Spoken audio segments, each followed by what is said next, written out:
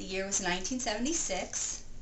My grandmother had flown back to Pennsylvania for the first time of her life. She used to come to Florida every year for the winter and stay till the school year was done, and for some reason decided to take a plane back to Pennsylvania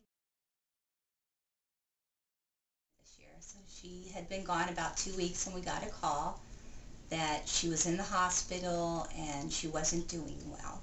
So myself, my mom, my dad, and my Uncle Albert, we got in the car and we drove straight through to Pennsylvania. Got to the hospital to see my grandmother, and all the relatives were there.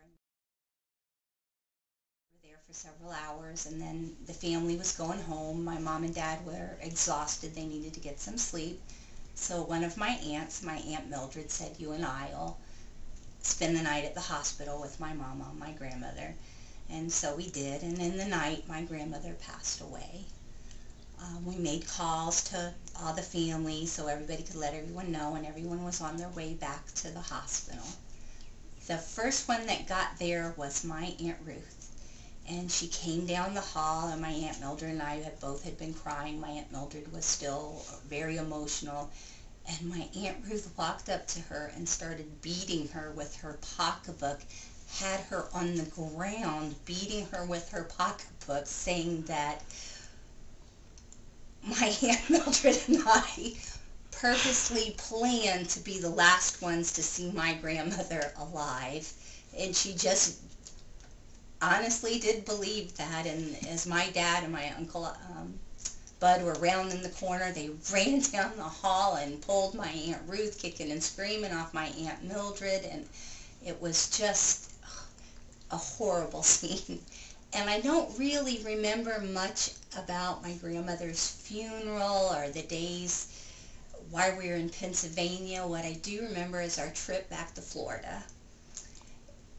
The four of us were driving back, and we stopped, I think, somewhere in the Carolinas, and I remember the name of the place. It was the Cadillac Inn and Fireside Lounge. And I'm sure we stayed there, knowing my dad, the rates were really cheap. So we checked in, and we'd been there maybe 15 minutes. My mom was going to take a shower, and we were going to go get a bite to eat. And she got in the shower, and she fell, and she broke her leg. I don't know if phones in the room cost extra or there was no phones in the room at that time, but my dad went running up to the office, and I went with him. My Uncle Al stayed with my mom. When we got into the office, my dad told him to call an ambulance. My mom had been hurt. The man behind the counter proceeded to say, mind you, we'd only been there 15 minutes, that he was sick and tired of that woman complaining every day for a week now. He's just going to give them back his money, and they can go spend the rest of their trip somewhere else, and we'd only been there a short while. So my dad decked him, put him out, got the phone, called the ambulance. The ambulance came. We were in the hospital most of the night. My mom came back to the motel room in an ambulance, and they gave us gloves from the hospital to keep packing with ice to get the swelling out of her knee. And we did that all night, and they had arranged for her to see an orthopedic doctor to get her leg in a cast the next day. So we got all our stuff out of the hotel. We got into the car, went to the orthopedic doctor and got a wheelchair, and we're trying to get her in, and it's no easy feat, okay? We're walking through the parking lot up to the building, and two plainclothes police officers come up and arrest my dad for assault.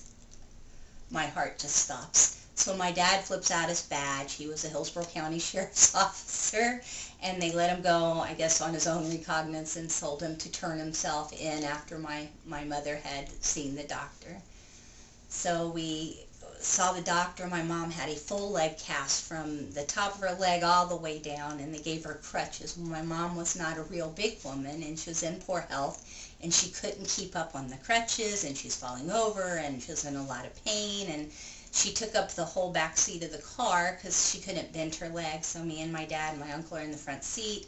My dad has to go turn himself in at the at the police department and go through that, and there's no way my mom can ride back to Florida with her leg in this cast. So my dad goes to the payphone and starts making call after call and finds us a flight back to Florida.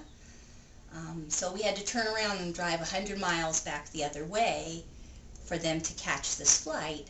So we're on the way, and my mom smoked at the time, and she was in the back seat having a cigarette, and all of a sudden she starts yelling, "Fire, fire!"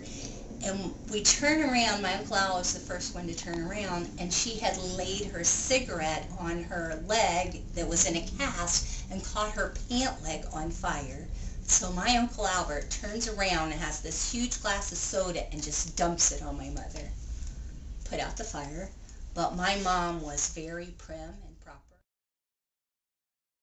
Her hair was always perfect. Her clothes were perfect. She always had her makeup just right. And now she's drenched with soda pop. Stains all over her light yellow pants, and I do remember her pants, and a cigarette burn that was like 12 inches by 8 inches on the top of her leg. So she's not going to get on a plane like that. So we need to get other clothes on her. So we go to the gas station, and I'm supposed to take my mom into the restroom and change her pants for her to be able to get on the airplane.